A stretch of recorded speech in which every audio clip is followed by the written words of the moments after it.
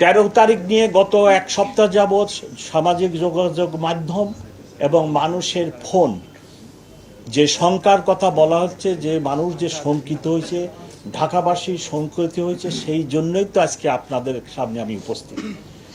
আশঙ্কিত হওয়ার কোনো কারণ নেই। একটি দুটি ককটেল মোটর বাইকে মেরে তারা দ্রুত পালিয়ে যায়।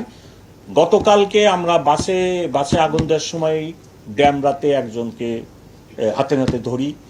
আমি আশা করতেছি অনতি বিলম্বেই আমরা এই যে মোটর বাইকে ককটেল ছুঁড়ে পালায়ে যায়, পালানরত অবস্থায় ধরে ফেলব ইনশাল্লাহ।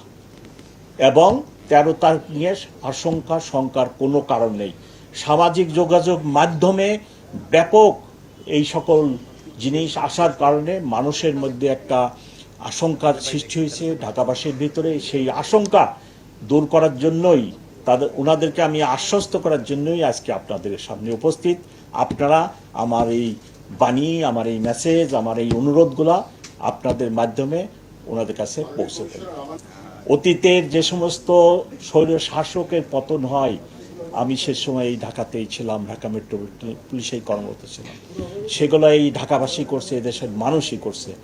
এই নাশকতার কর্মকাণ্ডকেও তারাই রুখে দিবে। এবং আমরা Dhaka metropolitan police, Bangladesh army, BGB, অন্যান্য এজেন্সি সবাই সম্মিলিতভাবে এটাকে রুখে দেব ইনশাল্লাহ। ভয়ের কোনো কারণ নেই, আমি আপনাদেরকে আশ্বস্ত করতেছি। হাইকোর্ট তো মানুষের জন্য, মানুষের বিচার পাওয়ার জন্য হাইকোর্ট। সো মানুষ তো সেখানে যাবেই। আমি মানুষকে কেন ঠেকাবো? যে বিচার প্রার্থীকে আমি কেন বাধা দিব? তবে আজকের যে অবস্থা, 13 তারিখে তো সেই অবস্থা থাকবে না। ওই দিন তো আমরা ব্যাপক নিরাপত্তা ব্যবস্থা নেব। ওই দিন আমরা ব্যাপক নিরাপত্তা ব্যবস্থা নেব। কিন্তু হাইকোর্ট, সম্মানিত হাইকোর্ট, সুপ্রিম কোর্ট, বিচারালয়গুলো তো মানুষ বিচার প্রার্থীরা যায় সেখানে। আমি তো এমন কোনো কিছু করতে যাই না সে একটা হ্যারাসমেন্ট, হয়রানির শিকার হয়, সেটাও আমাদেরকে দেখতে হয়।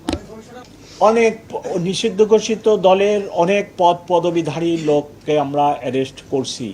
আপনারা জানেন মাসখানেক আগে আনন্দ সিনেমা হল, খামার বাড়ি, পান্থপথ, শেষ ভবন, এখানে আমরা একদিনে 144 জনকে অ্যারেস্ট করি এবং অ্যারেস্ট অব্যাহত আছে। শেরেবাংলা থানা গত সপ্তাহে যেগুলো ধরছে সবগুলো পদবিধারী। এবং ফাইনালি শেষ কথা, গতকালকে ড্যামরাতে বাসে আগুন দেওয়া অবস্থায় যে ব্যক্তিকে ধরা হয়েছে তার বয়স 32 এবং সে সুনির্দিষ্ট একটি জেলার লোক। এবং তার ব্যাগে বিভিন্ন ধরনের ভোট মানি না, সরকার মানি না, এই ধরনের লিফলেট এবং সবকিছু